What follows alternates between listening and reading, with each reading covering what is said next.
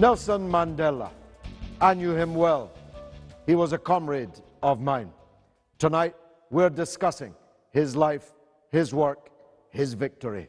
Welcome to Kalima Horra on Al Mayadeen Television, coming to you from Beirut. The passing of Nelson Mandela marks, of course, the passing of a magnificent era of struggle and victory for the African majority people in the Republic of South Africa, but also for the minorities in the Republic of South Africa.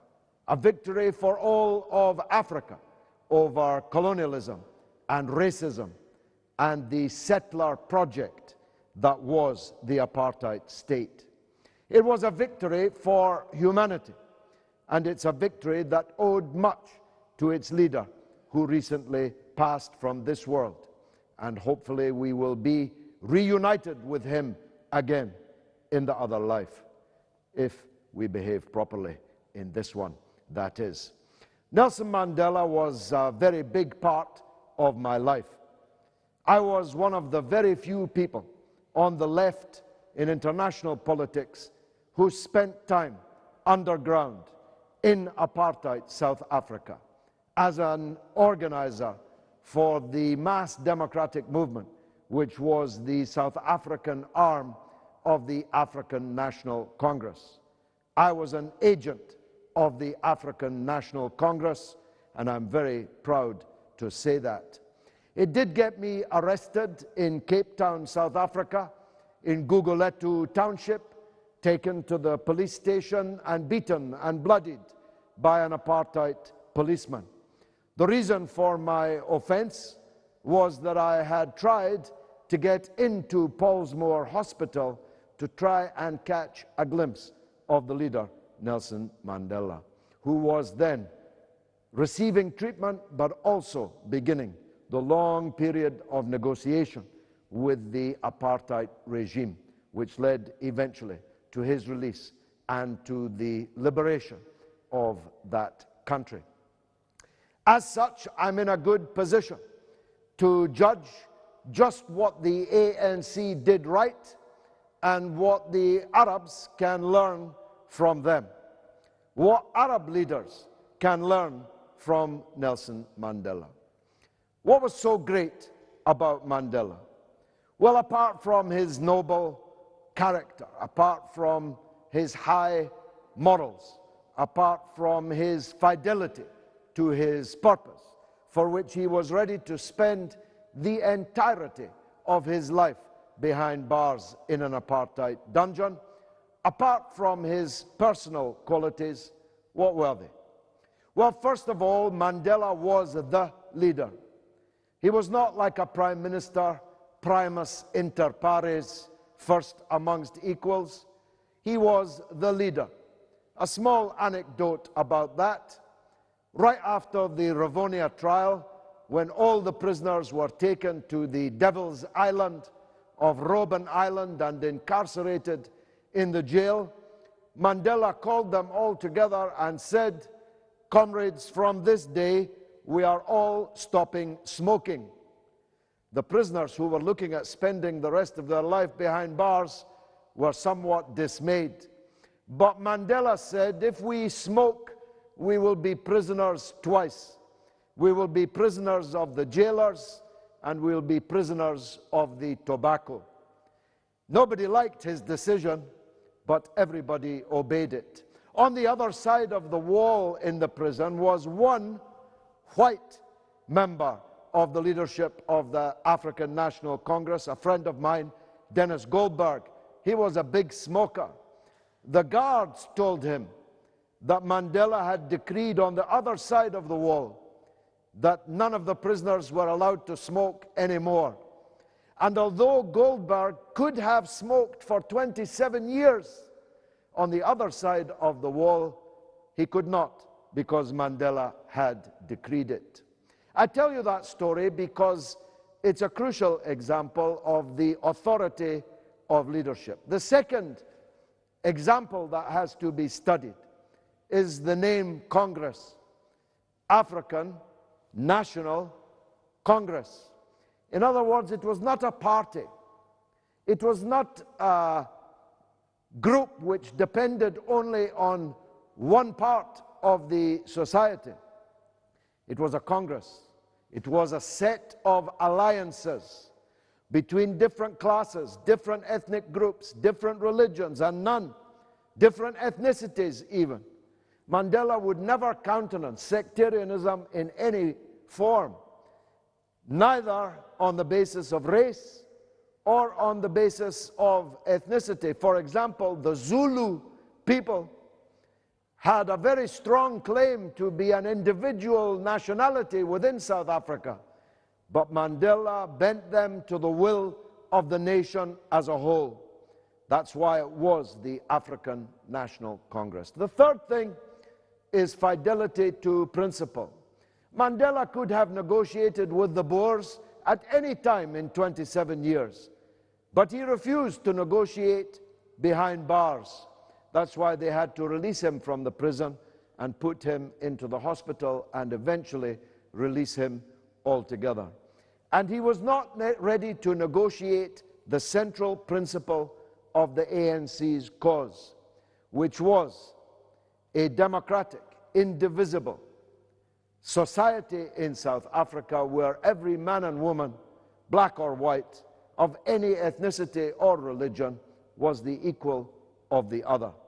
When he was released, the Boers came to him and asked him, "Can we have one small piece of South Africa for a white state?" It was called the Orange Free State. "Can we have the Orange Free State for a white republic?" And Mandela answered, "We don't believe in white republics or black republics. We only believe in democratic republics. One man, one woman, one vote." And he was victorious. He won. South Africa is now free. It has much, of course, to do. It's free only from apartheid. It's not free from all the other things which oppress people in this world.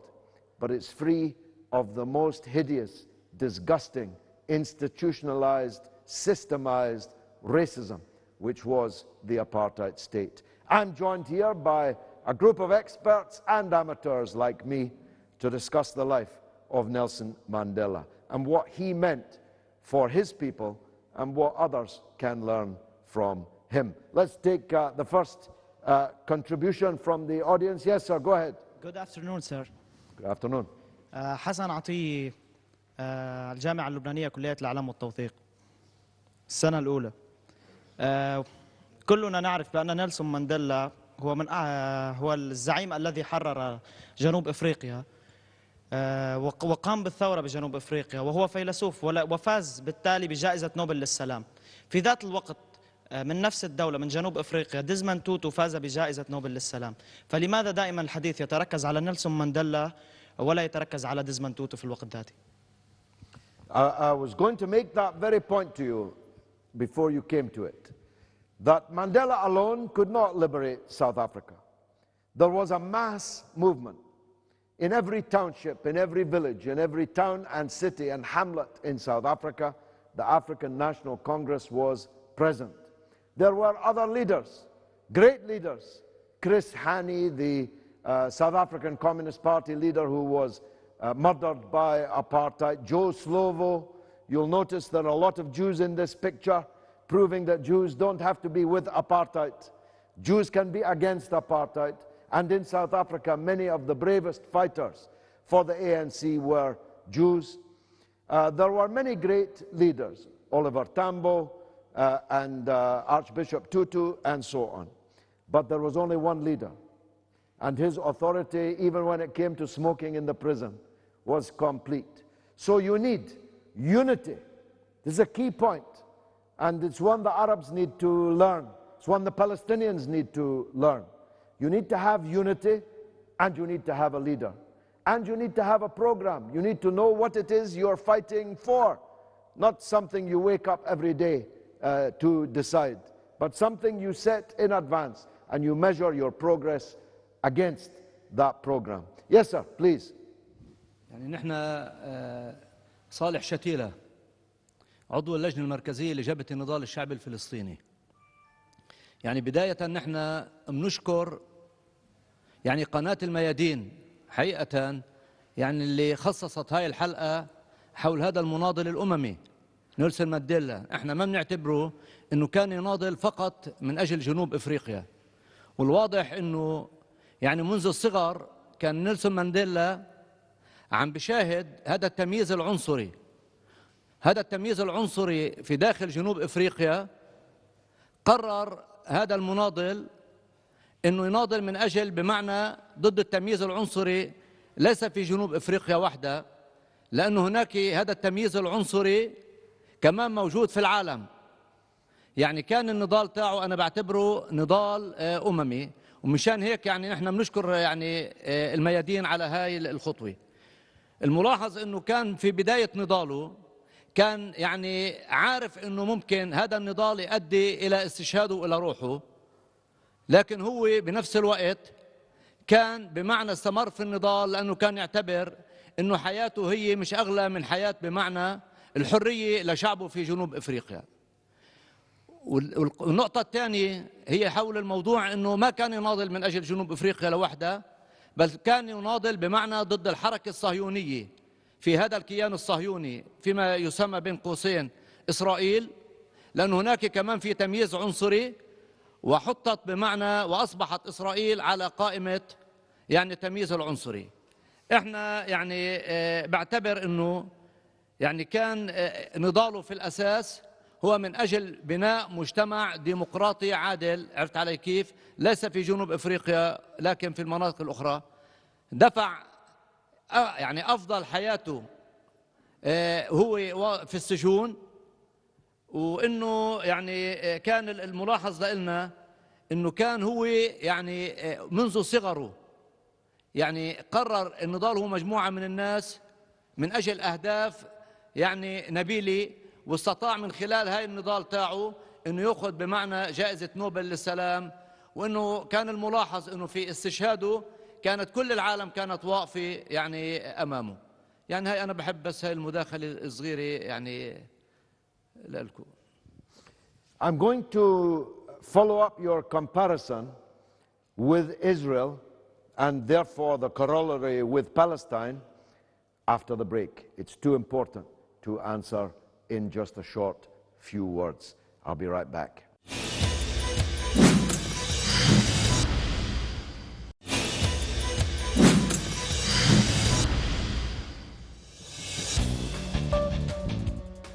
You're watching Kalima Horra with me, George Galloway, on Al Mayadeen television here in Beirut. We're discussing the great and late Nelson Mandela. Before the break, our brother from Palestine raised the comparison, which is obviously the most vivid comparison in the world today, between the apartheid state of South Africa and the apartheid state that they call Israel. And there are very many similarities. In the case of the apartheid regime, they required the majority of the people to carry a pass. It was called the pass law. And if you were black and you were found in an area that was reserved for whites, you would be asked to produce your pass. As soon as you produced it, you would be arrested. If you wanted to live in an area that was reserved for what they called coloreds, that is to say mixed race people, you had to show a pass which told the authorities that you were of the requisite racial type to be allowed to live there. And if you denied your racial type, as they had described it, they even went to the length of measuring the color and the curls on your hair. They had a measuring machine that could judge how tight your curls on your head were. And if they were too tight, then you were black, and your pass would only allow you to do such and such a job, or live in such and such an area, or even walk in such and such an area. They had military roads, they had checkpoints, they had walls, all just like they have in the Zionist apartheid state that they call Israel. There was an armed struggle against the apartheid regime in South Africa. This was the hammer of the African National Congress. This armed struggle wing was called Umkhonto and Sizwe, the spear of the nation. And this hammer never was laid down until the last day of the agreement for the end of apartheid. But at the same time, the ANC built an anvil, Sendan, I think in Arabic. And between this hammer and this anvil, they were determined that apartheid would be smashed. The ANC was 3 letters. The PLO was also 3 letters. They had Mandela.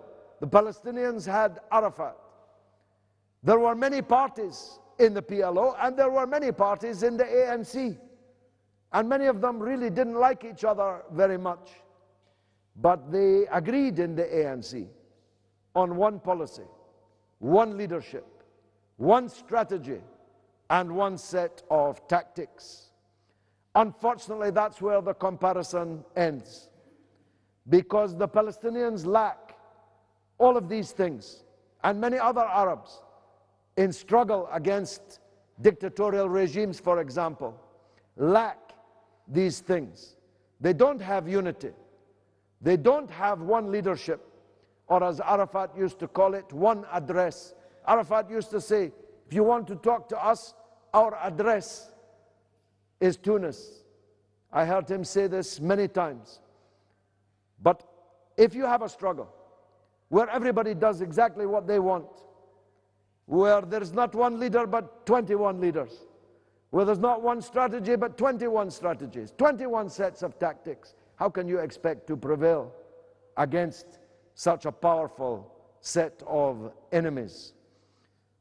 So we have the anvil now developing in the world against apartheid Israel.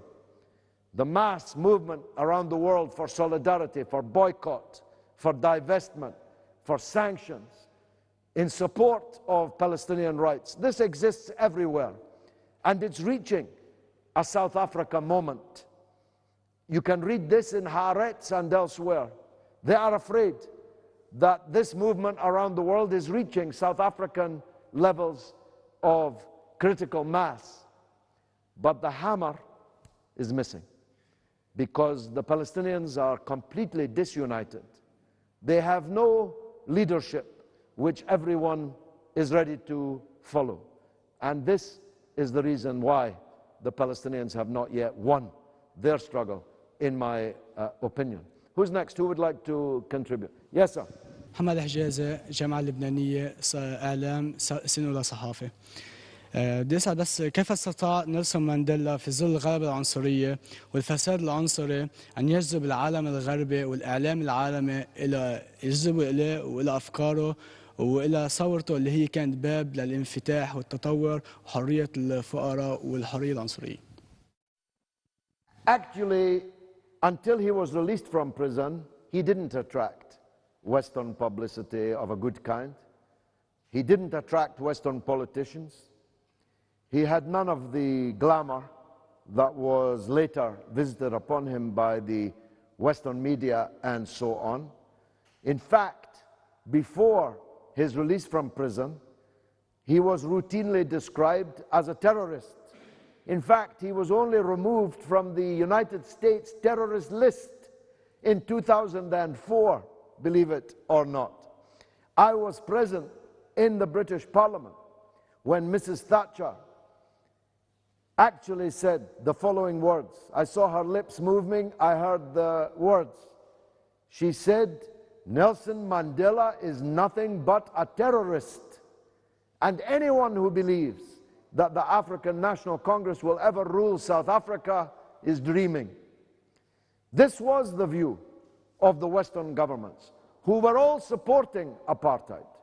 They all supported apartheid, and they opposed the revolutionary program of the African National Congress. Only when it became clear that the ANC were winning and the apartheid was going down, did these people begin to adjust their attitudes. The only country, the only big powerful country in the entire world that supported the African National Congress struggle and Mandela as the leader was the then Soviet Union. But this was a powerful ally because it had friends also all over the world. And some African countries, but not all. I'm not a fan of Gaddafi, far from it. But Gaddafi was totally faithful to the anti-apartheid struggle in South Africa. In fact, Gaddafi's Libya was the biggest single funder of the ANC's struggle.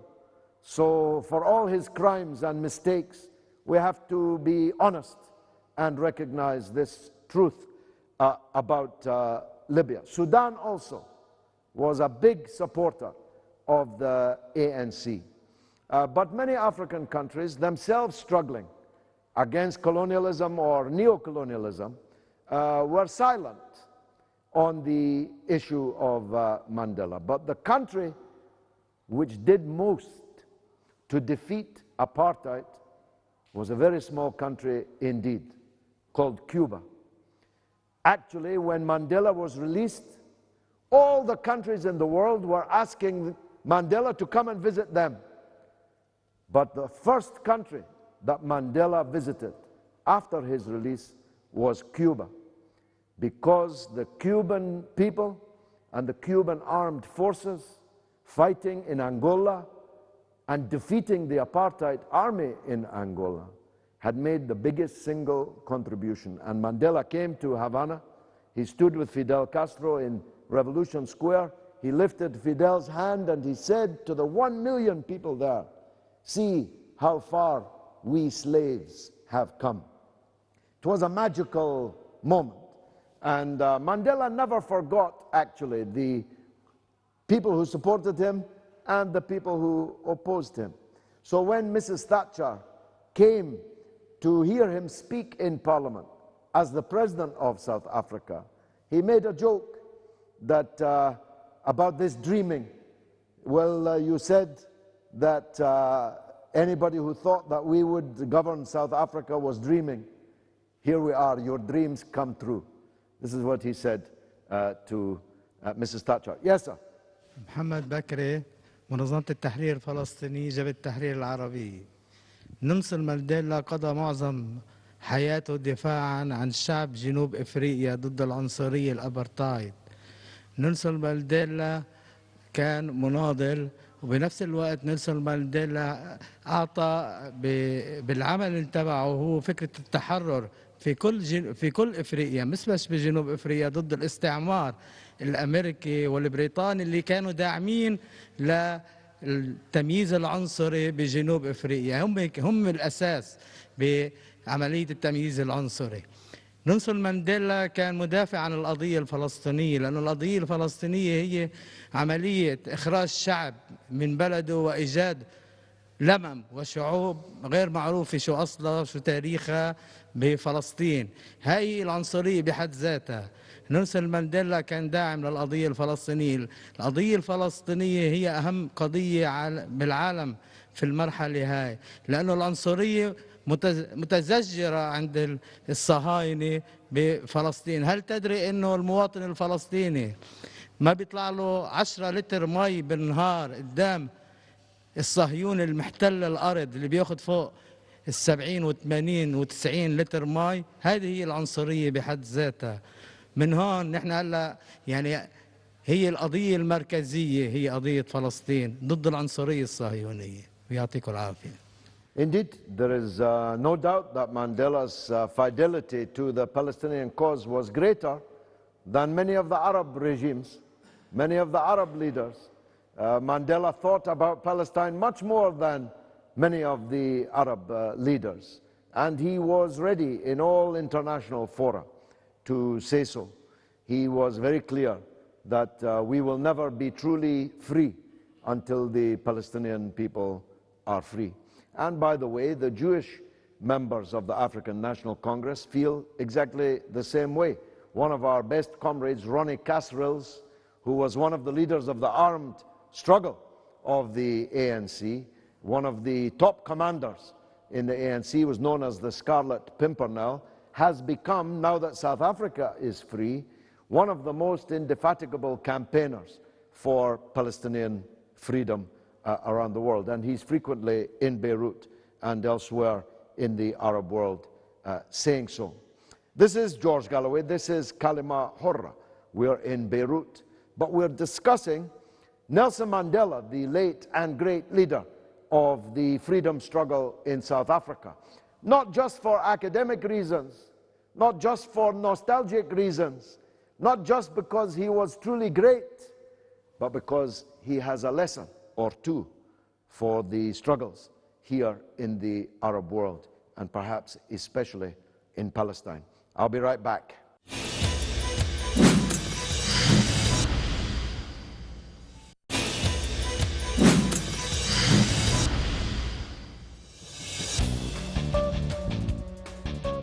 You're watching Kalima Horra with me, George Galloway, on Al Mayadeen television here in Beirut. We're discussing Nelson Mandela, and a very fine discussion it is too. Let's hear from some of the women members in the audience. Yes.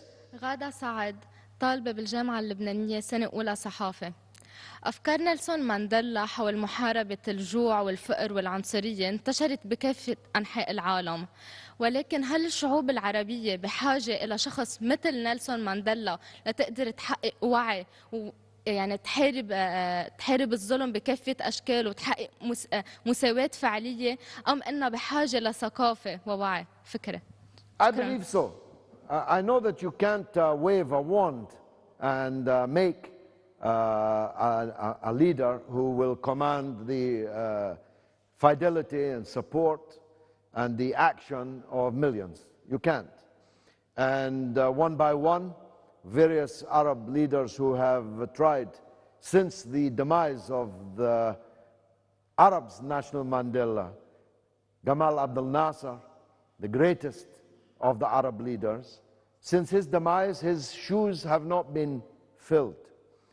And we await the emergence of such a figure again in the Arab world. But the Palestinians have a potential Nelson Mandela, in my opinion. This is just my opinion. It's not the opinion of Al Mayadeen. Marwan Barghouti, like Mandela, is a prisoner. Like Mandela, Marwan Barghouti can command the support across different tendencies, across different factions and trends. I argued after the death of President Arafat that the Palestinians should make Marwan Barghouti their leader. He is behind bars, yes, Mandela was behind bars. Maybe you can get him out from behind bars. This can be your number one demand. But the Palestinians need someone like Marwan who can unite people, who will start thinking in a national way instead of thinking in a factional way. What is the right thing for my group, my party, my little section? I commend this idea to the Palestinian people. I don't mean disrespect to Mahmoud Abbas, but he is not Arafat. And I don't believe that he can unite people in the way that Marwan Barghouti could. So all of us are searching for a great leader. They don't come along every 5 minutes, not like a bus in London. They don't come along 3 or 4 at a time like a bus in London. But we should be praying to the Almighty for the emergence of such leaders in the Arab world. Let's take the gentleman at the back. Yes, sir. أدهم شقار من الجامعة الأمريكية ببيروت إيوبي، هندسة مدنية آخر سنة. الحقيقة أنا حابب أعلق على حياة نيلسون مانديلا بس بشكل مباشر أكثر ما نمشي بقضية أو اثنين. حضرتك قلت شو لازم يستفيدوا منه القادة العرب ليحسنوا من حالهم أتليست ويبلشوا يقدموا لشعبهم. بنظري أنا نيلسون مانديلا أول ما ظهر من الحبس قال لشعبه انه انا حطيت كل الحقد وكل الكراهيه وكل الانتقامات وكل التارات اللي انا عندي اياها على جنب وبلشت افكر من جديد. نحن لهلا بعدنا اسرى يمكن 1000 و2000 سنه من الماضي، بعدنا لهلا بنفكر بامور صارت زمان وماشيين فيها وعم نحاسب بعضنا فيها لهلا وماشيين فيها من غير ما نفكر بالمستقبل. يمكن اول نقطه لازم يحطوها العرب على جنب هي الحقد وهي الخوف، هي انه ما نحكم بالخوف. نيلسون مانديلا مثل ما حضرتك قلت قال ما تدخنوا، والناس ما دخنت لانهم بيوثقوا بخياره، مش ما دخنوا لانهم خايفين منه. نحن اذا نفذنا اي قرار بلبنان او برات لبنان باي دوله عربيه بننفذه لانه خايفانين مش لانه مقتنعين باللي عم ينقال. فانت كمان ليكون في قائد حقيقي لازم القائد ما يحكم شعبه بالخوف، لانه الخوف هو بنج. مجرد ما هيدا الخوف ينكسر هيدا الشعب بده يرجع يثور، هون بيصير قائد. شكرا. I can't put that any better than you put it. It's perfect. And I'll leave it at that. No disrespect to you. It's just such a good point. I can't make it better. Thank you very much. Let's hear from the young lady in front of you. Yes, madam. نادين عباس، الجامعة اللبنانية، كلية العالم. نحن نتحدث دائما عن فكر نيلسون مانديلا، ولكن أين هو فكر نيلسون مانديلا اليوم في ظل الصراعات التي نشهدها في العالم وخاصة في العالم العربي؟ شكرا. Well, I did make the point in my introduction that Mandela only freed the South African people from apartheid. Although this is a very big thing. It was the biggest jackboot on the neck of the majority of the people in South Africa. But he didn't free them from other problems. The gap between rich and poor in South Africa now is very large. And some of the leaders of the ANC and some other black people became very rich. Once I was in the palace of a prince somewhere in the Arab world, and I met one of the prisoners from Robben Island who was in the jail with Mandela. He was also a comrade of mine. I asked him, what are you doing here?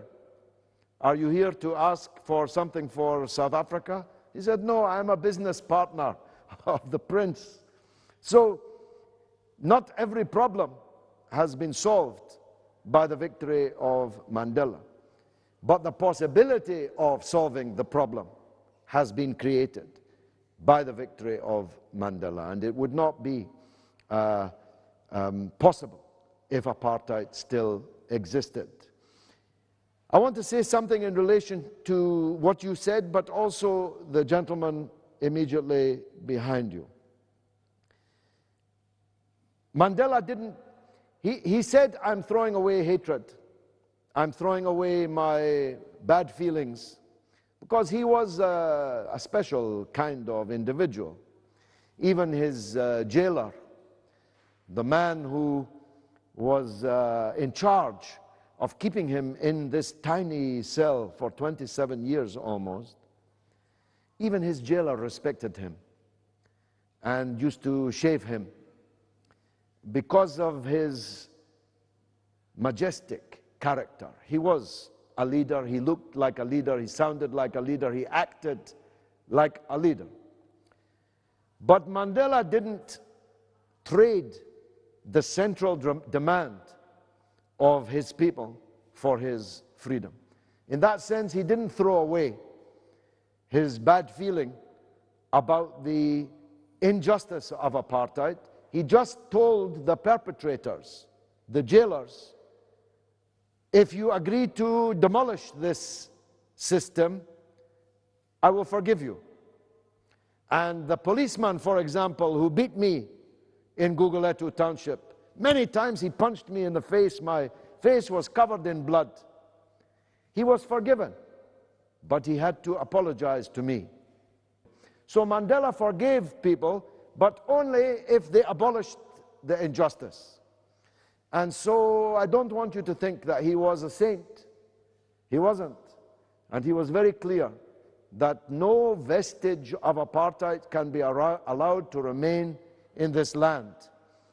And this was an iron, steel principle that he never deviated from. Who else? Who would like to? Yes, sir, at the back. محمد طوقان، الجامعة اللبنانية، كلية العلوم السياسية. في بداية الحديث سألت حضرتك شو لازم على العرب، شو القادة العرب يتعلموا من صفات نيلسون مانديلا. هذا نيلسون مانديلا المقاوم الثوري، ولعل هاتين الصفتين المقاومة والثورية ليست موجودة عند القادة العرب خصوصا في هذه المرحلة الراهنة، والذين يختبئون وراء ما يسمى بالاعتدال، الاعتدال الذي هو أقرب إلى صفات الضعف والجبن. إننا كعرب لدينا قضية واحدة أساسية وهي القضية الفلسطينية، ومن هنا أريد أن أتوجه برسالتين، الأولى إلى الشعب العربي والشباب خاصة، وكي لا يأتي يوم نرى فيه إسرائيل منتشرة في سفارات إسرائيل منتشرة في المنطقة وخصوصا في سوريا ولبنان، يجب أن يعلموا أن إسرائيل تملك ما يكفي من الإجرام والعنصرية كي تبيد شعوب العالم أجمع دون أن يرف لها جفن. هذه حقيقة ملموسة أثبتها التاريخ ولن تتغير، موجودة في قلوب المقاومين وقلوب الثوريين العرب. أما الرسالة الثانية أريد أن توجه بها إلى القادة العرب والذين بنظري غير مؤهلين لقيادة، أغلب القادة العرب الذين غير مؤهلين لقيادة هذه المرحلة. إن المفاوضات لن تنفعكم ومباحثات السلام لن تنفعكم. الخط الوحيد لتحرير فلسطين وإزالة كل صفات العنصرية عن الشعب الفلسطيني هي المقاومة والخط المقاوم، ونحن كعرب وكشعب لبناني خاصة لن نتوقف عن هذه المسيرة. وشكرا.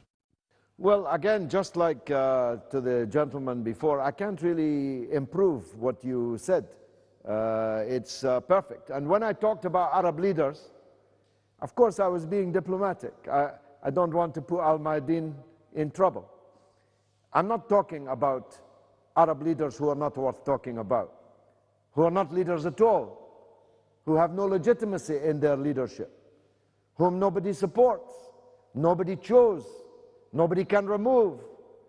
This is not the kind of leaders I'm talking about. I'm talking about Arab leaders of Arab national movements, of revolutionary movements, of the very few who have already made the decision that Mandela made, which was that the old ways can no longer be permitted to govern, and that a new system, a new country, a new world will have to be born. Now I look around the Arab region, from Marrakesh to Bahrain. I'll be candid with you. Maybe they'll cut this bit out. I see only one. And because of the special circumstances of his country, the special circumstances and the small place that he operates, he probably cannot be the Nasser that I'm talking about. I refer to Syed Hassan Nasrallah. Nasrallah is the only Arab leader that I can see today that can be compared to Mandela. Clear, honest, noble, principled, and ready to sacrifice. Even his own children have been sacrificed in this struggle. Now, I know, because I'm not stupid, because of the divisions that exist on a sectarian level and so on in the Arab world, it's not possible for Nasrallah to emerge as the leader of all the Arabs.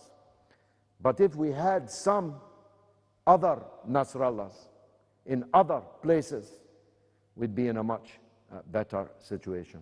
Yes, madam, please. سمر يونس، كلية الإعلام الجامعة اللبنانية. مساء الخير. برأيك كان الدافع الأكبر لحركة مانديلا نابع من خوفه من إحساسه بالآخرين وبأبناء بلده، خوفه على بلده، ولا من تجربة شخصية؟ No, the African National Congress existed for a long time before Nelson Mandela became the leader.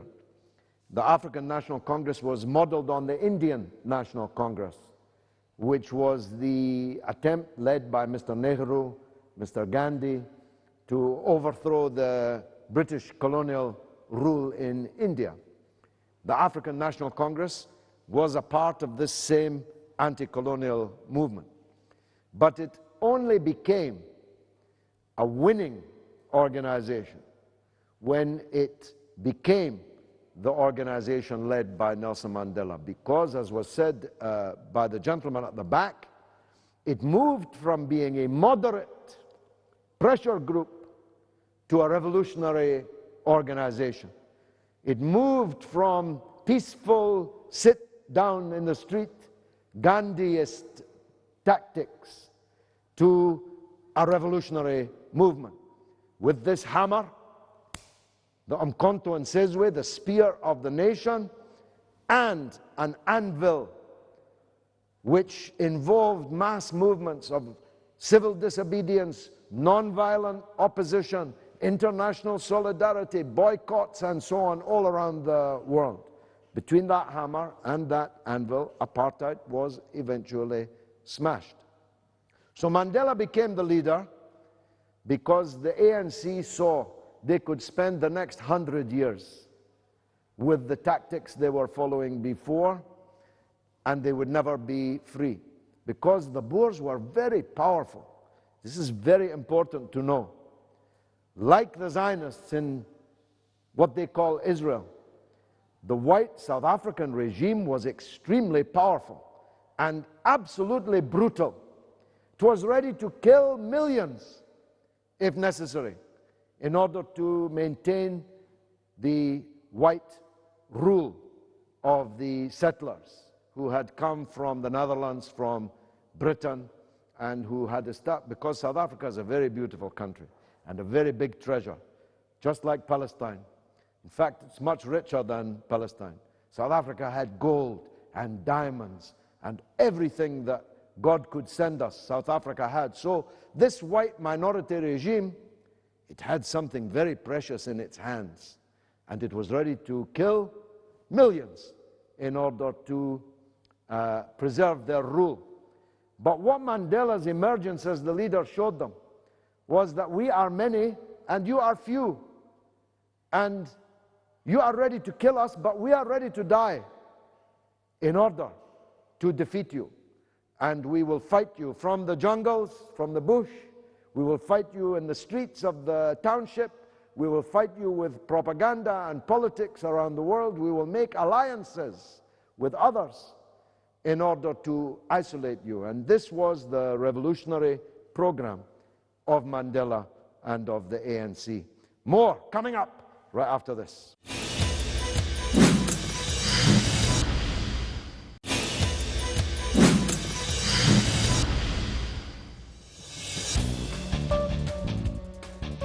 You're watching Kalima Horra with me, George Galloway, for Al Mayadeen Television here in Beirut. We're discussing the life and work of Nelson Mandela, what it meant for the people of Africa and what it could mean for the people of the Arab world. And my audience of experts have plenty to say. Yes, madam, at the back of the room. Good afternoon, sir. Good afternoon. إسراء خليل، الجامعة اللبنانية كلية الإعلام والتوسيع. سؤالي هو إنه هل بتعتبر إنه شخصية مانديلا وما أحدث من تغييرات كانت مضخمة إعلاميا على حساب ناس آخرين أحدثوا تغييرات مثل مارتن لوثر كينغ وغاندي، مع العلم إنه مارتن لوثر كينغ وغاندي اثنيناتهم كمان تناولوا القضية اللي تناولها مانديلا؟ شكرا. No, I don't. And as I explained earlier, until the last 2 decades of his life, so in other words, the first 70 years of his life, he was not praised at all. In fact, he was denounced in the Western media as a terrorist leader. And if they could not have forgotten about him, they insulted and defamed him. So I don't believe that. And of course, I never met Dr. Martin Luther King or, of course, Mr. Gandhi. But they were, of course, outstanding leaders. But I don't think that either of them had the qualities of Mandela. I think that Mandela was successful and he was victorious. Dr. King was murdered before he could be successful and victorious. And indeed, Mr. Gandhi was murdered before he could use his moral authority to make India a better place than it became. So I don't think it's an invidious comparison. I did say earlier there were many great leaders in the South African liberation struggle, but Mandela was the supreme leader. Just like there were many great leaders in the Cuban Revolution, including one of the greatest men that ever lived, Che Guevara, Fidel Castro was the leader. And Chavez is the leader now, even after his death in Venezuela. So I believe that Mandela had something special, and it's right to acknowledge it and right to try and learn from it without in any way minimizing the contribution of others. Yes, the gentleman at the back. Go ahead, sir. ناصر صلاح من الجامعة اللبنانية الدولية سنة ثالثة تصميم داخلي. نحن اليوم نكرم بالقائد الأممي نيلسون مانديلا اللي قام بحزبه مع حزبه بتحرير أفريقيا الجنوبية. بس نحن حكينا عن نيلسون مانديلا وأشخاص جديرين بياخذوا برتبة نيلسون مانديلا مثل سماحة السيد حسن نصر الله وتشي جيفارا وفيدل كاسترو.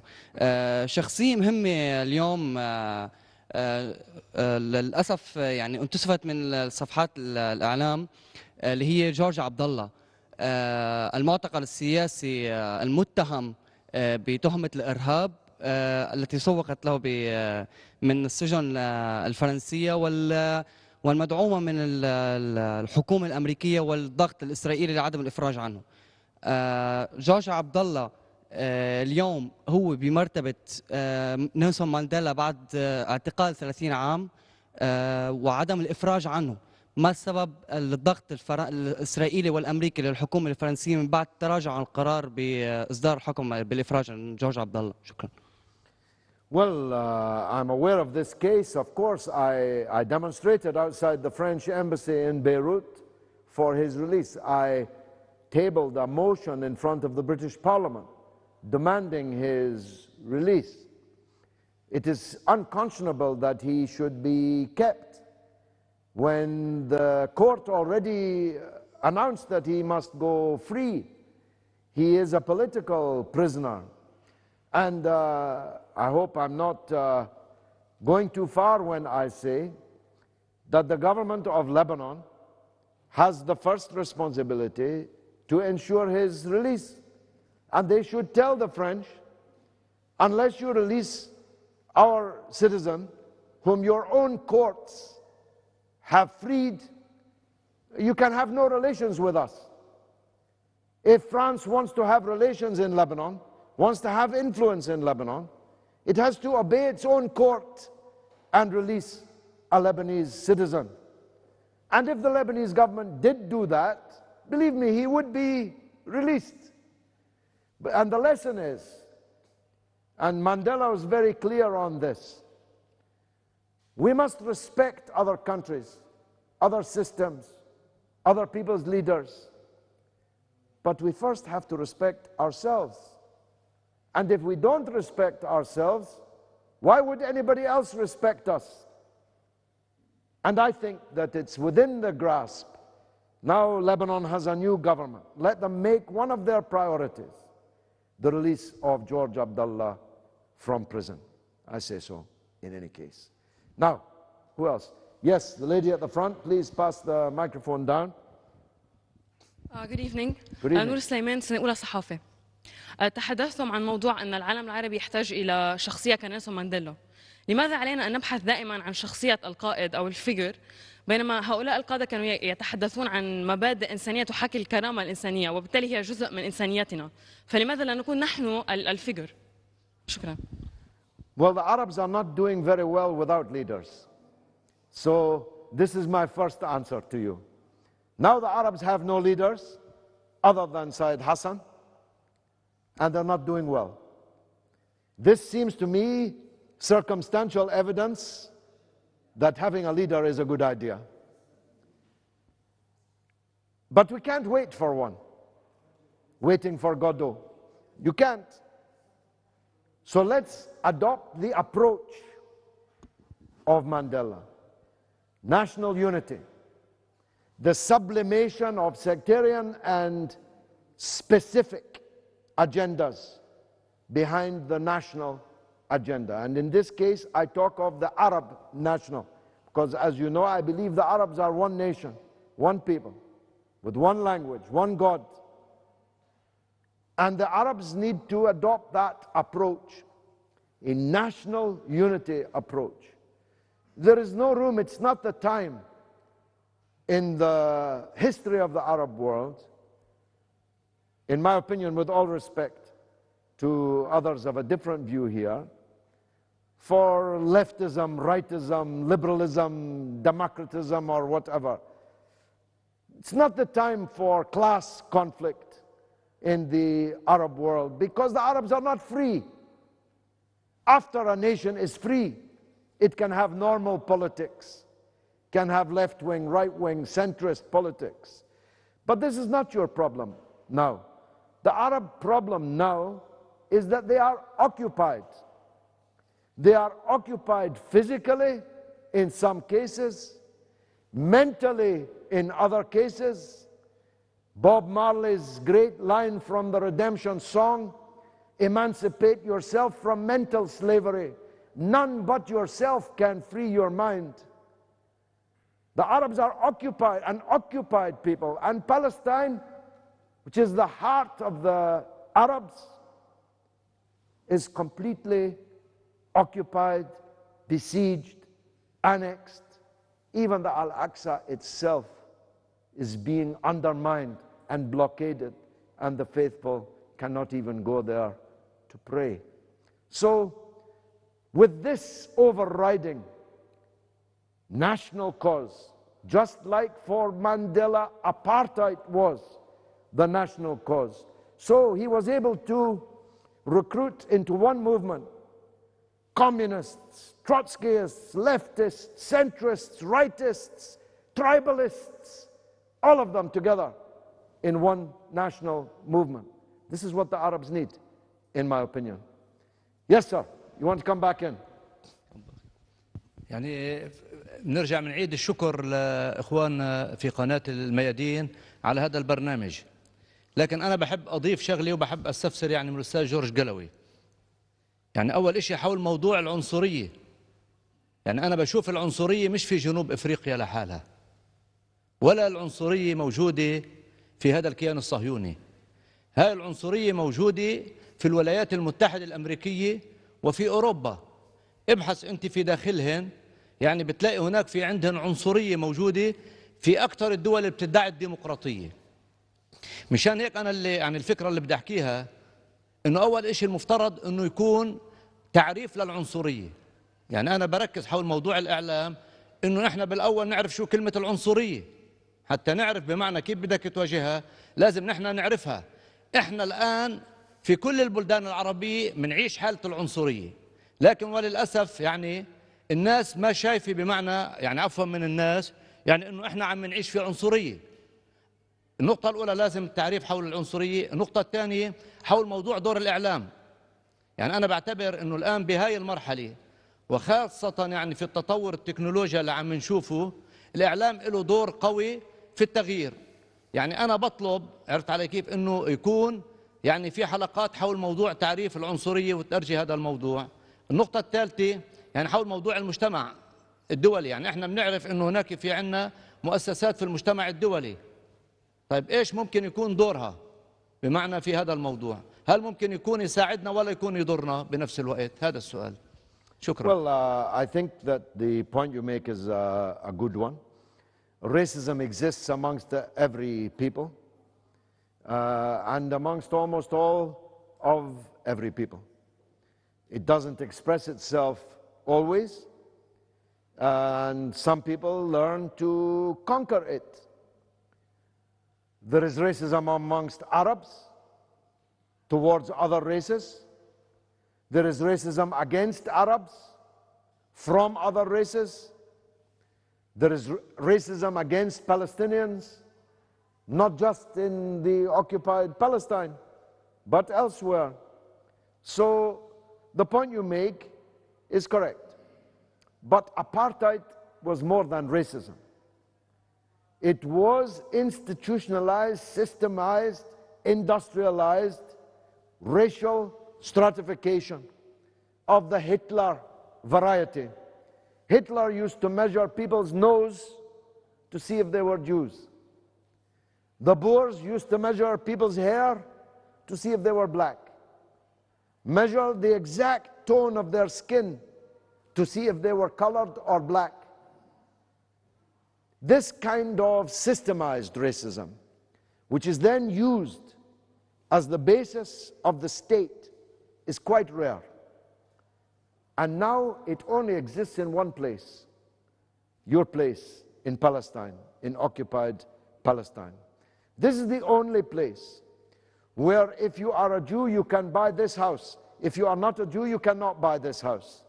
If you're a Jew, you can do this job. If you're not a Jew, you cannot. If you're a Palestinian, you cannot be in this road. You cannot be in this area. And you'll be asked for a pass to show which you are. And you'll be taken off to prison.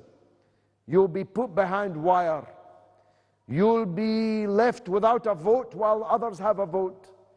Israel boasts that it's the world's, the Middle East's only democracy. For Jews, yes, Israel is a democracy. But what about the millions that they occupy, who have no vote at all, but who have lived under the Israeli state now for 45 years and more? So it's important to get our terms right. We can discuss racism. I once was in Saudi Arabia, and my driver was telling me that in Islam there is no racism, no discrimination, black and white, we are all one ummah. And then I asked him, what would be your attitude if your daughter told you she wished to marry a black man? He said, no, this would not be possible. You see, he didn't think he was a racist. He correctly said there is no racism in Islam. But in his heart there was racism.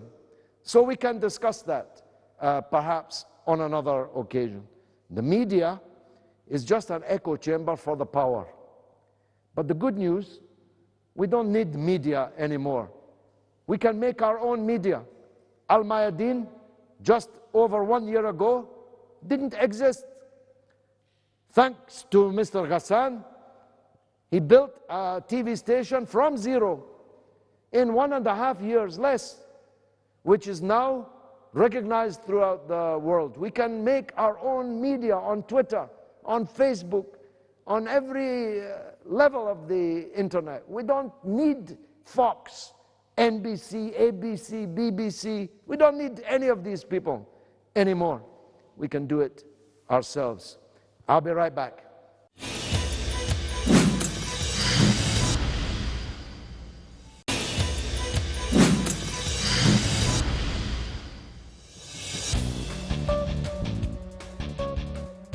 You're watching Kalima Horra with me, George Galloway, on Al Mayadeen Television, discussing the life and work of Nelson Mandela here in Beirut. Yes, sir, you at the back.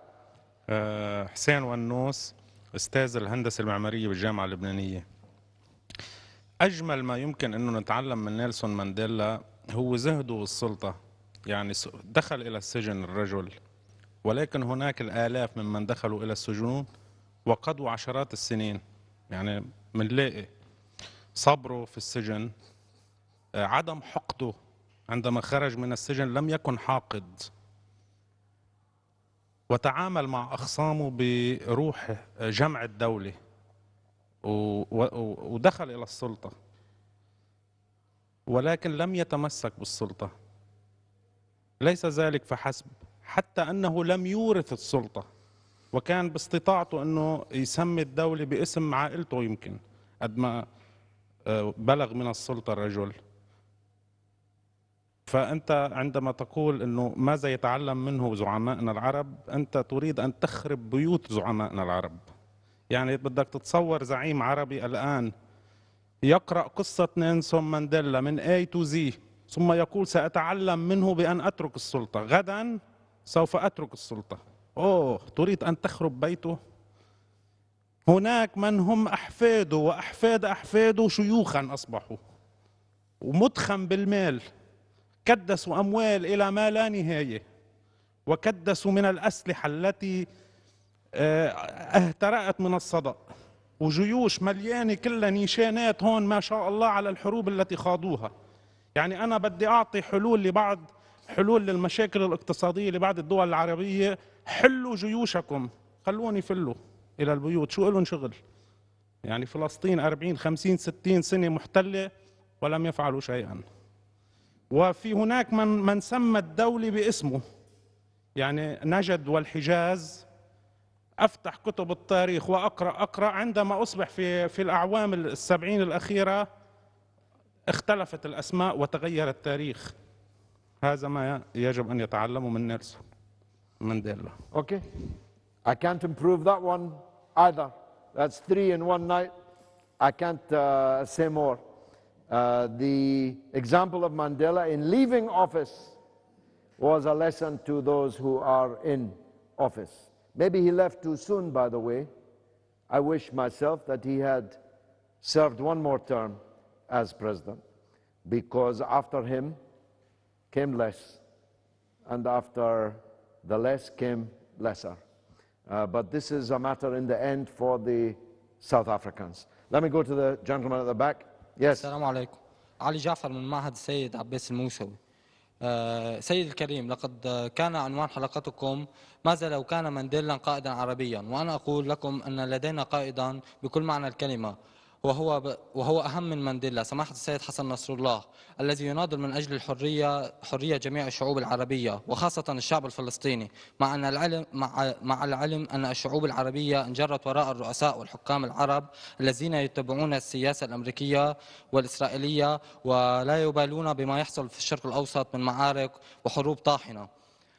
ما هو رأيك بأن لو كان مانديلا مع الرؤساء العرب وكان قائدا عربيا، هل يستطيع أن يقوم بما قام به سماحة السيد حسن نصر الله؟ شكرا لك.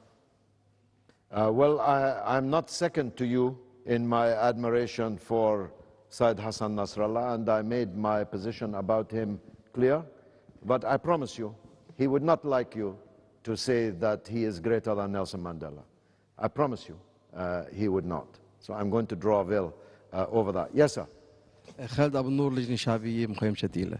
هنا أولا نيلسون مانديلا دخل التاريخ من أبوابه العريضة نتيجة مواقفه ضد العنصرية ونتيجة وقوفه لجانب الشعب المضطهد. هل الشعب الأفريقي ما زال وفي لمانديلا ولأفكاره ولمبادئه؟ النقطة الثانية، نفس المعاناة اللي بيعينا نفس العنصرية والاضطهاد الموجود في جنوب أفريقيا موجودة كمان بفلسطين المحتلة، وهناك 5000 أسير فلسطيني يناضلون يوميا نتيجة المبادئ والمواقف الذي أنتجها مانديلا. وهناك الكثير من القادة اللي استشهدوا نتيجة محاربة العنصرية والصهيونية، وعلى رأسهم الشهيد ياسر عرفات. وهناك بعض الأسرى الذين استشهدوا داخل السجون الإسرائيلية، وعلى رأسهم مانديلا فلسطين عمر القاسم الذي حكم 5 6 مرات واستشهد داخل السجن، وآخرها مانديلا فلسطين الأسير سامي العيساوي الذي كمان ناضل ضد العنصرية داخل الصفوف ضد العدو الصهيوني. وهناك الكثير من القادة أحمد سعدات ومروان البرغوثي اللي ما زالوا يحملون هاي الأفكار للنضال ضد العنصرية وضد الصهيونية، لأنه العدو واحد، الإمبراطورية الصهيونية التي هي فرضت العنصرية وهي التي تقف ضد الشعوب واضطهاد الشعوب. شكرا. It's a very good point, and I didn't make it clear enough earlier in relation to an earlier question. The Zionist state is in exactly the same kind of state as the apartheid state. It was a colonial settler project. These colonists came to Africa because they could. They took the land because they could. They didn't care that it belonged to somebody else. They could take it, so they did. And they were supported by the imperial powers in doing so. Zionism is exactly the same. It's a European settler state, and the European settlers still run it. Of course, there are so-called Oriental Jews, Sephardic Jews, who are many now in the state, but they don't run the country. The country is run by the European settlers and their descendants, and it's supported by exactly the same Western countries who supported apartheid in South Africa. Yes, the lady in the hijab there. بتول سليمان الجامعة اللبنانية كلية الإعلام والتوثيق. اللي بدي أقوله إنه بالرغم من الثورات اللي صارت لخدمة الإنسانية ولمعت فيها أسماء كبيرة كتير مثل نيلسون مانديلا، بنلاقي إنه بعد في عنا بالعالم حاليا إنه أنواع من العنصرية والفقر ما انحلت المشكلة يعني. فكيف فينا نستفيد من أفكار مانديلا لحتى نخلص من هيدي المشاكل؟ Well, I made it clear, perhaps not clear enough. Mandela's struggle was to be rid of apartheid. This was achieved, but many other problems continue to exist in South Africa and elsewhere. The distribution of wealth, the class discrimination. Of course, now a black person can buy any house in South Africa, but only if he has the money. This is a different question. This is a question of left and right, of capitalism and other alternatives, and oppression on an economic basis or on a basis of national oppression, occupation, racial, sectarian, gender, between men and women, and so on. All these discriminations continue to exist. But they were not Mandela's goal. He had one goal, to defeat apartheid. And this he did. And the Arabs should have one goal, to rid themselves of foreign occupation, physical and mental. Then there will be normal politics. Some will say that he has too much, I have too little, we should do this, we should do that. But this is for tomorrow, in my opinion, in Arab countries. Lady at the front, yes? حضرتك بالفقرة السابقة شبهت السيد حسن نصر الله لمانديلا من خلال تمسكه بأفكاره وقيمه ودفاعه عن القضية الفلسطينية، وبالطبع محاولاته المستمرة للدفاع عن الأراضي اللبنانية. ولكن أنا للأسف بشوف أنه هيدا الشيء أبدا مش كافي، لأن الشباب العربي فائد لإيمانه بعربيته، بوطنيته، بأرضه، في هجرة دائمة للخارج. يعني برأيي حتى فلسطين بلاقيها من المستحيل أنها تتحرر، لأن شبابنا العربي فائد لإيمانه بشخصه بكيانه من زمان ولهلأ وأكيد لبعدين. أنا بشوف. شكرا. I don't think it's forever. Nothing's forever. And we should never say ever or never. It's in the hands of the Arabs to free themselves. It's in the minds of the Arabs to free themselves. They can decide to do so. They can be great. Nasrallah is great. The Hezbollah resistance that defeated Israel are great.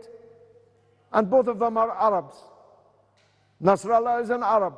Hezbollah is an Arab. Faris O'Day, 14 years old, fighting a tank in Gaza, was an Arab. The children of the Intifada are Arabs. Those who drove the American and British armies from occupied Iraq were Arabs. So the Arabs can be great, and many are great, but they have to decide that they are going to achieve their goals. And this we haven't yet reached. Last question, the gentleman in the front. Good afternoon again, sir. I have a small comment. حضرتك قلت انه السيد حسن نصر الله هو بيمثل هو ممكن يكون مانديلا العرب، او نحن بنحتاج لعديد من حسن نصر الله لحتى نعمل مثل ما عمل مانديلا. لكن انا عندي هون اعتراض صغير او تعليق صغير، بانه نحن نحتاج الى العديد من الخميني لنقوم بما فعله مانديلا في العالم العربي، لانه الثوره الاقرب للثوره في جنوب افريقيا والتي احدثت تغيير كبير بالشرق الاوسط هي الثوره الفارسيه الايرانيه.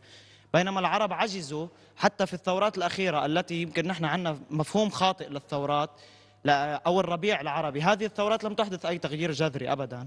بس بينما الثورة الفارسية نحن بالفعل نحتاج للعديد من الخميني. أكرر من جديد بأن الخميني هو القائد الوحيد في العالم العربي اللي استطاع يعمل شيء قريب إلى نيلسون مانديلا. وحول القضية الفلسطينية أيضا، الإمام الخميني هو أول من قام بشعار اسمه يوم القدس، يوم القدس الذي يقام في آخر أسبوع من شهر رمضان، بينما العرب على طوال السنين لم يقيموا يوما للقدس. Thank you. Well, I'm not second to you in my admiration of the Iranian Revolution. I have done a program on Al-Mayadeen on this very subject. And it's very clear that the Iranian Revolution was a real revolution. It absolutely destroyed the old power.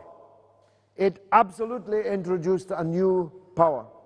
It completely destroyed the occupation of Iran's wealth by foreigners. It was hard and tough and ruthless in its destruction of the old power. This is what a revolution is. It's a complete change. It's the difference between reform and revolution, difference between moderation and revolution. And the Iranian Revolution achieved this, but for the Iranian people. This conversation is about the Arabs, and it will not be helpful to my cause in trying to persuade the Arabs to come together, irrespective of which part of the Arab world they come from, which sect they belong to, which way they pray to the one God. Use your one language, your belief in that one God, and the essential unity that exists between you, from Marrakesh to Bahrain, from the Atlantic to the Gulf. You can be one people, and if you were one people, everybody in the whole world would have to sit up and pay attention to you. They would have to deal with you with respect. They could not dream to steal your wealth. They would have to deal with you as a superpower of 350 million people, including the richest countries on the entire planet. That's what you can have in your hands, but you have to decide that you want to have it, and then you have to find leaders like Mandela to lead the struggle towards it. It's been marvelous for me. I hope it was for you. This is George Galloway with Kalima Horra, Al-Mayadeen in Beirut.